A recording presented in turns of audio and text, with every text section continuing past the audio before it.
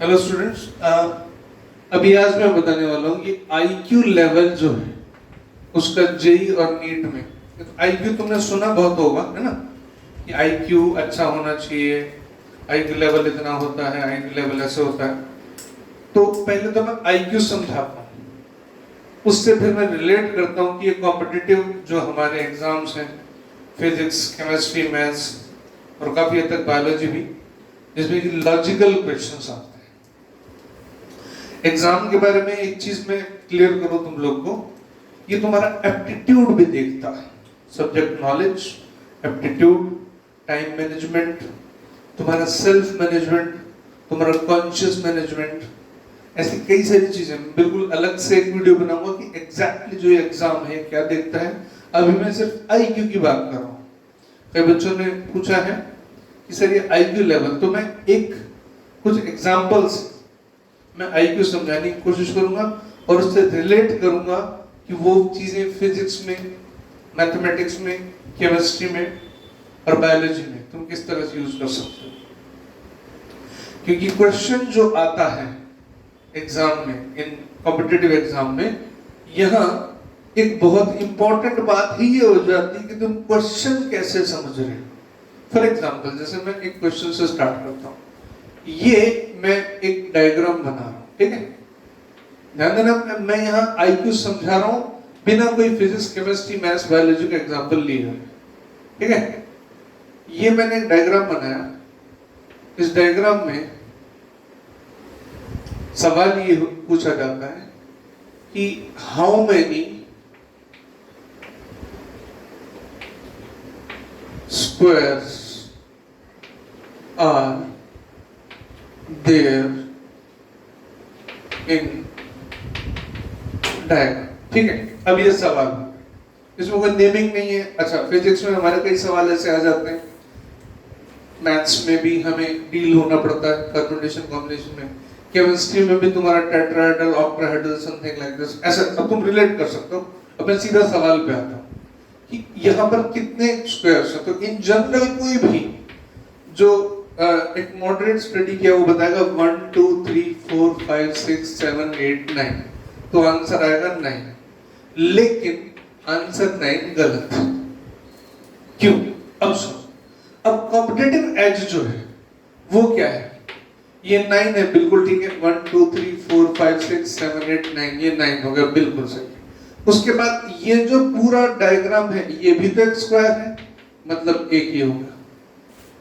उसके बाद ये दो स्क्वायर मिलके भी तो एक स्क्वायर, ये 2 and 2 4 स्क्वायर्स, 1 2 3 4, ये भी एक स्क्वायर बनता है। मैं इसको थोड़ा डार्क बनाएगा, एक, फिर स्क्वायर, ये भी देखो 2, फिर ये भी देखो 3, फिर ये भी देखो 4 स्क्वायर्स और हो गए। तो टोटल कितने हो गए? 14 स्क्वायर्स। अब कॉम्पिटिटिव एज यहां तुम अंदाजा लगा सकते हो क्वेश्चन जो पूछा जाता है। जैसे फिजिक्स में पूछा कि इलेक्ट्रिक फील्ड इज 0, तो एक ऑप्शन में एक ही आंसर और एक ऑप्शन में दो आंसर है, तो दो जगह इलेक्ट्रिक फील्ड 0 हो सकता है। ऐसा ही कहीं पूछ लिया नेट फोर्स 0 कहां लग सकती है। मैथमेटिक्स में तो बहुत सारी पॉसिबिलिटीज है। सिमिलरली ना, मैं सिर्फ रिलेट करना चाह रहा हूं कि क्वेश्चन की अंडरस्टैंडिंग। जैसे इसमें पूछा था how many squares are there in this diagram, और कोई स्पेसिफाई कुछ नहीं किया था कि ये बाउंड्री वाले स्क्वायर है, वो सिर्फ बोला था स्क्वायर। इंपॉर्टेंट बात है क्वेश्चन को समझना। अच्छा, अब एक और क्वेश्चन देखो, मैं लेता हूं कि मान लो ये बड़ा आसान सा फिजिक्स में स्टार्टिंग में आता है और केमिस्ट्री में भी अप्लाई हो सकता है, मैथ्स में भी हो सकता है, बायोलॉजी में भी हो सकता है। ये क्वेश्चन दे दिया कि ट्रेन है, ये ट्रेन जो है 1000 मीटर लंबी है, 1000 माने 1 किलोमीटर मान लेते हैं, ठीक है। और ये टनल है, ये टनल जो है वो 2 किलोमीटर है, मतलब 2000 मीटर की है। ये ट्रेन आएगी और ट्रेन की स्पीड है 30 मीटर पर सेकंड। हालांकि एग्जैक्टली फिजिक्स का क्वेश्चन भी है, लेकिन इसको आईक्यू से रिलेट हम आराम से कर सकते हैं। अब क्वेश्चन ये पूछा जाता है कि ये ट्रेन इस टनल को कितनी देर में क्रॉस कर लेगी। मैं इसको थोड़ा सा इजी एक नंबर दे देता हूँ, 20 मीटर, ठीक है, थोड़ा सा आसान कैलकुलेशन हो जाएगी। तो कोई भी इन जनरल ये सोचेगा चलो ठीक है इसकी लेंथ कितनी है 2000 मीटर है ना, तो हमारे पास है L equals to V into T का फॉर्मूला, तो T हो गया L अपॉन V और L कितना है 2000 अपॉन 20, तो ये हमारे पास आ गया 100 सेकेंड्स। लेकिन ये आंसर गलत है। क्यों गलत है? अब सुन, अब यहाँ IQ चाहिए, कॉम्पिटिटिव लेवल पर IQ चाहिए। अब वो IQ कैसे? ये ट्रेन है सपोज AB और ये टनल यहां से चालू होती है PQ। एक मोमेंट ऐसा आएगा जब ये A यहां पर आ जाएगा, मान लेते हैं ये P और ये ट्रेन का पॉइंट A यहां पे आ गया।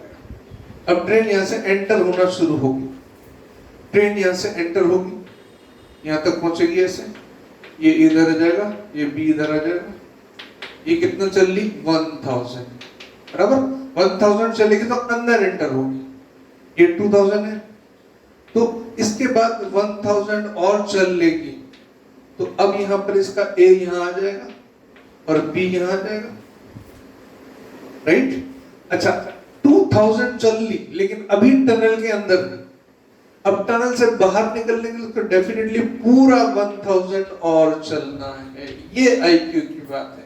मतलब इसको कितना चलना है 3000, बात होती है टनल क्रॉस करने की, यानी 3000 इसका डिस्टेंस हो गया अपॉन स्पीड हो गई 20, इसका मतलब इसको टाइम लगा 150 सेकेंड्स। अब ऑप्शन में वो 100 भी होता है, 2000 बाई 20 वो भी होता है। अब यहाँ इसको IQ लेवल की बात कहते हैं। आई होप तुम इस बात को समझ रहे हो। अच्छा एक क्वेश्चन एनालिटिकल बताता हूं। हमारे पास एक कार है, ठीक है, उसने 2000 किलोमीटर्स ट्रेवल करना है उस कार से, और कार में 4 टायर्स होते हैं, सबको पता है, और एक स्टेपनी है। अब ये क्वेश्चन आता है कि पांचों टायर, ठीक है, यूज होना है इक्वली। क्वेश्चन इतना है कि पांचों टायर इक्वली यूज हो, 4 टायर भी और स्टेपनी भी। अब पांचों एक साथ तो नहीं लगेंगे, और क्वेश्चन आता है कि एवरी टायर कितना किलोमीटर चला होगा। अब यहां बच्चे सोचेंगे कि देखो हम चले कितना 2000 किलोमीटर है ना, 2000 किलोमीटर अपॉन 5, तो ये आ गया 400 किलोमीटर हर एक टायर चला हुआ। लेकिन ये आंसर गलत है। क्यों? सुन, देखो 2000 किलोमीटर एक टायर तो नहीं चला, चारों चले, तो कितना चल रही है 2000 इंटू 4, ये टोटल डिस्टेंस चारों टायर ने मिलकर ट्रेवल की, ठीक है। या हम कहें कि जब भी लगे थे तो 4 ही लगे थे, पांचों भी लगा था जब, ठीक है, तो वो 4 में काउंट होगा। तो total distance travel by the all tyres, चाहे कोई सा कभी लगा था, स्टेपनी कभी लगी थी, कोई मतलब नहीं, तो टोटल डिस्टेंस ये हो गई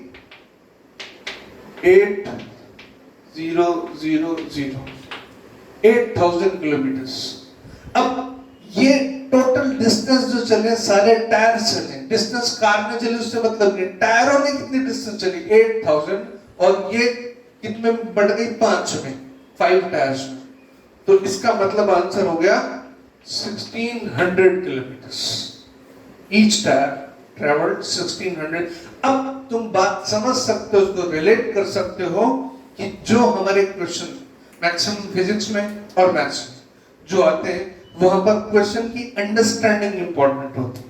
केमिस्ट्री में भी जब तुम स्ट्रक्चर या मैकेनिज्म समझते हो, और इनऑर्गेनिक केमिस्ट्री फिजिकल केमिस्ट्री में तो डेफिनेटली एनालिसिस जो है, एनालिटिकल माइंड जो तुम्हारा है, वो इस तरीके से काम करता है। तो this is the IQ level. IQ कोई अलग से कोई ऐसे कोई बहुत बड़ी ऐसी ना अलादीन का चिराग जैसी चीज नहीं होती है। इट्स कोई जादू नहीं है, ये है जो मैंने तुम्हें अभी समझाया है। I hope you will get it.